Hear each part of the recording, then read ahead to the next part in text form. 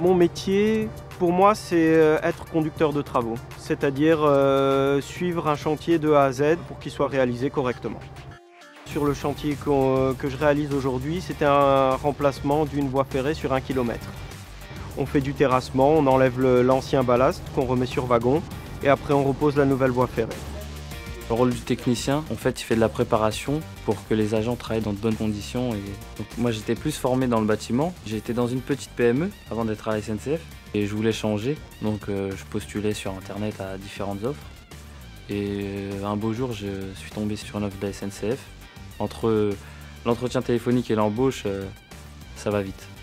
Mon impression quand je suis arrivé à l'infra, c'est que la sécurité était primordiale. On doit toujours faire en sorte que le chantier soit au niveau sécuritaire propre, sécurité du personnel, sécurité pour les circulations, qu'il n'y ait pas de danger pour les usagers.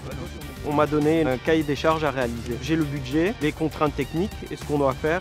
Et moi, je dois organiser derrière le chantier, c'est-à-dire prévoir déjà commander tout le matériel, les traverses, les rails, le ballast.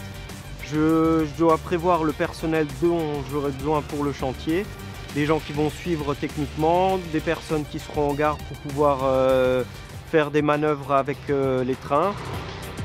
J'ai eu une formation en rentrant à la SNCF. J'ai des modules de formation et entre ces modules de formation, je suis, on va dire, sur le terrain. C'est un métier qui est un peu manuel et intellectuel. Il faut s'adapter, il faut être simple, il faut être sociable avec les gens vu qu'on travaille en équipe. C'est énormément de rigueur, beaucoup de connaissances de la réglementation et surtout beaucoup d'anticipation.